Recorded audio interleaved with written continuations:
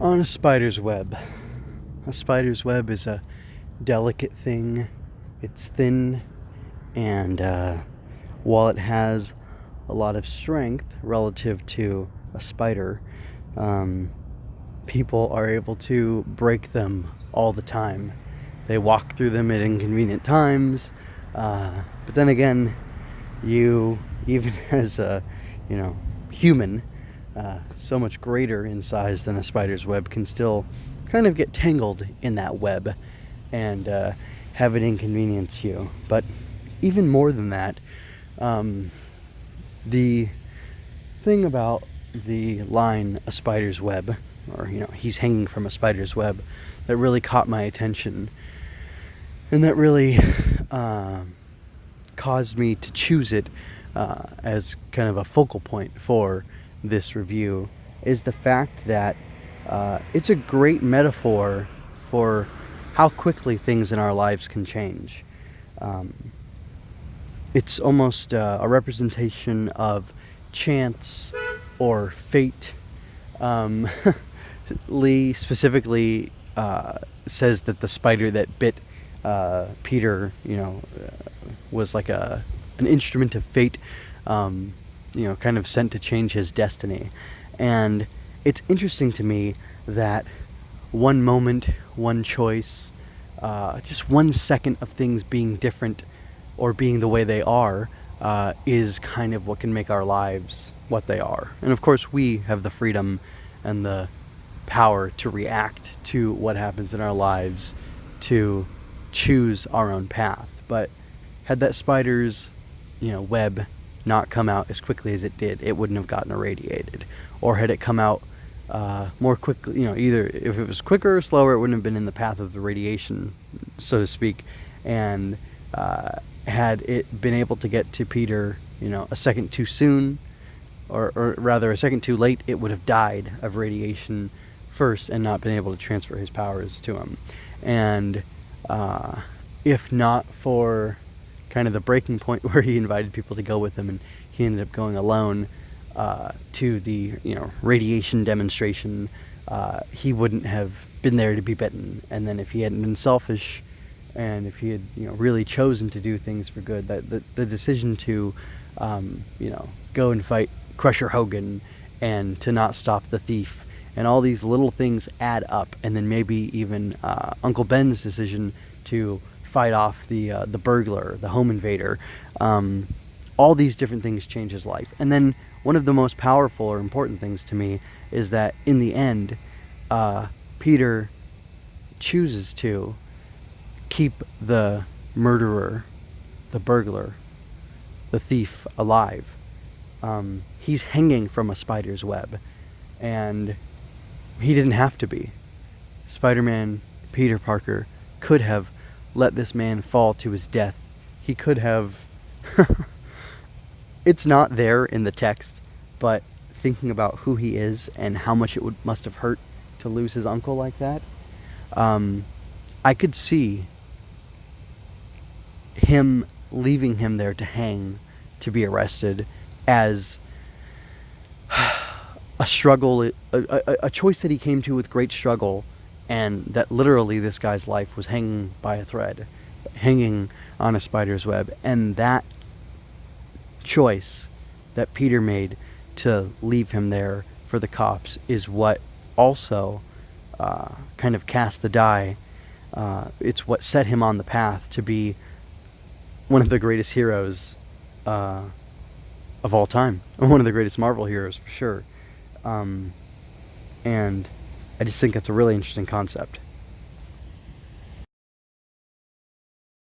So, time to talk about the cover. This cover was drawn by Jack Kirby and inked and I guess colored by Steve Ditko. The records from back then are a little bit vague.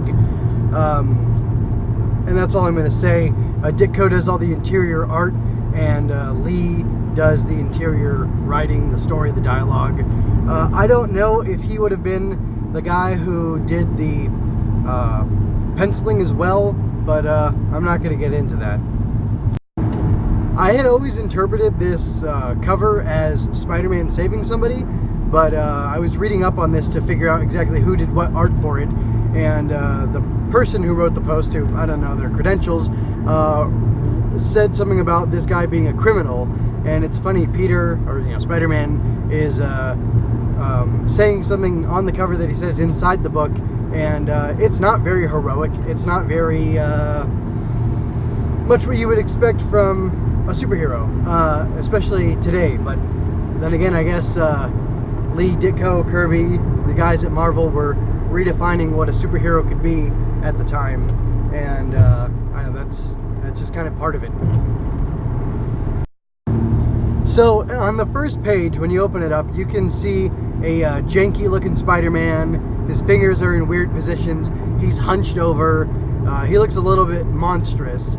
And that was drawn by Steve Ditko because it's interior. And it's funny how different it looks from the pencils, just the line work, the shape, the form of the body from the Spider-Man on the cover that Kirby drew. So I hadn't really noticed that before. And I guess I probably should have realized that the cover wasn't done by Ditko, but whatever.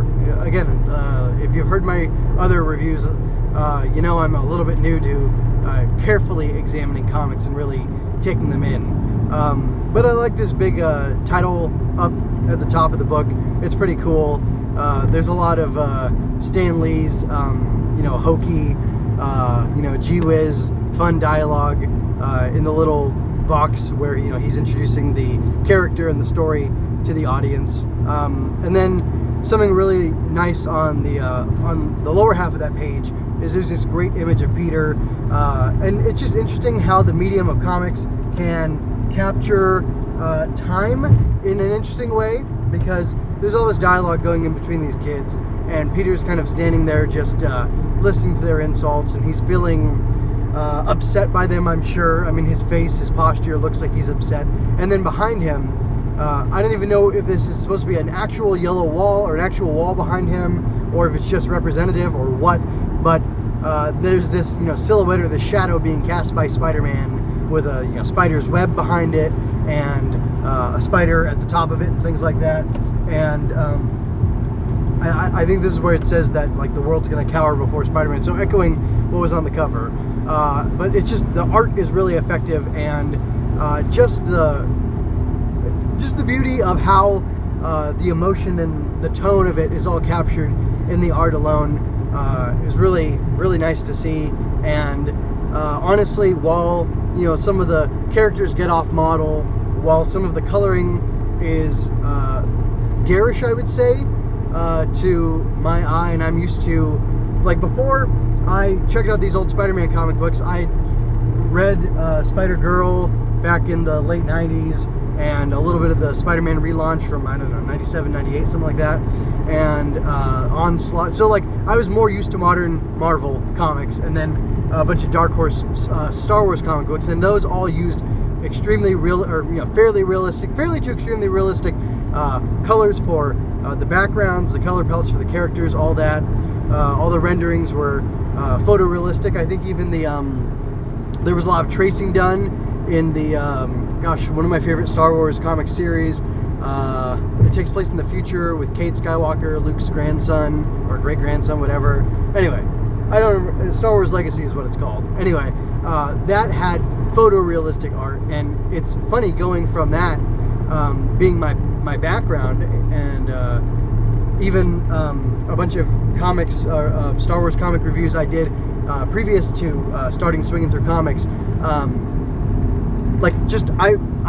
used to that. That's my that's what my expectations are for comics. So seeing this old school representation of comics all the way from 1962, a master of the comics arts, I would say, Ditko. He's got this huge reputation, and so does Jack Kirby. But it wasn't until I had really gone through this book and seen it for myself that I was able to really appreciate what people said about their art, because it really is so darn expressive, and it's clear what's going on. There's a great sense of motion, and it's all pretty fantastic, even when it gets a little janky in places. Probably my favorite sequence of art begins when Spider-Man corners the guy, and the killer, he's going after him, and like from the previous page, you would have seen him like crawling down the wall at the guy trying to get away. And then, like the second to last thing you see before you go up to the top of the next page is Spider-Man jumping ahead of the guy, cutting him off. And then the angle dramatically switches to you're seeing the guy basically cornered with, up against a wall, and he's in the background. Spider-Man's in the foreground. He's huge. Again, he's kind of hunched over and he's towering. And then when the guy pulls a gun on him in the next panel, you don't see that motion, but what you see is Spider-Man webbing him up, and then so that kind of creates the illusion of as your eyes going from one panel to the next, and there's that sense of motion, that sense of time passing, and also the background behind the guy is orange, and then goes to yellow, and then finally it switches to this real bright blue as Spider-Man's closed the distance on him. I don't know if he leapt, I don't know if he walked, I don't know if he ran, but just it's so quick. And you can feel the power as he decks him, and gosh, it's just so effective. And the great thing about it for me is that it transitions from this heart-pounding action into this scene of like pathos and heartbreak. When it's interesting, there's a victory. Spider-Man has a victory over this murderer. And it's really like a defeat for Peter Parker, because he's humbled knowing that his actions, his inaction, his selfishness, his callousness led to the death of his uncle. It was a contributing factor. And he says earlier in the comic, before he gets the suit constructed for himself and everything, that for all he cares, the rest of the world can hang, and all he wants to do is look out for number one, take care of himself, and Ben and May, because they took care of him. And yet, in accomplishing this task, in taking vengeance for his uncle's death, and catching the man responsible, he kind of catches himself in his own web, because he realizes that he is partly to blame for what happened. And it's just so beautiful, and I love the way it ends. The guy's hanging from the thread. Peter is shocked. He pulls his mask off. He's lamenting what has happened, and then we get that awesome campy narration about how a lean figure goes away, and it understands now that with great power comes great responsibility. And I love that Uncle Ben never said that here, at least not in the beginning, and that it's a realization that Peter has. And I think that's pretty curious, and I wonder almost why in other forms of Spider-Man media it gets turned into something that Ben tells him specifically. I like it though, either way, and it felt really sad and lonely and evocative of what Spider-Man is. That shot of him walking away in the darkness, he's kind of half in shadow the way it's colored, and he's going to blend into the greater shadows of the night with this realization dawning on him, and forever changing who he is and how he operates. And that's really cool. So again, the art of this issue affected everything communicated everything very effectively. It was so compelling. It was only a 9 or 12 page story. I think it's 12 page total story. And I am shocked and amazed at how the old school, like 9 panel 3x3 or 3x3, how that was able to tell such a story, and it was so dense in what happened. So much time passed. I mean, he could have been Spider-Man for months, for all I'm concerned, or for as far as I can tell, and it works. And I'm just really impressed by it. And Amazing Fantasy 15, the Spider-Man section alone, which there's more to it than that I'm not going to review, is fantastic. I love it. I see why it works. I see why he became a smash hit, and why there are why the shelves are now flooded with Spider-Man comics in comic shops. Thanks for sticking with me. Check out mjmunoz.com for more of my work. I talk about tokusatsu and write original fiction you can find there. I am also participating in Tokutember, making tokusatsu-inspired art for the month of September.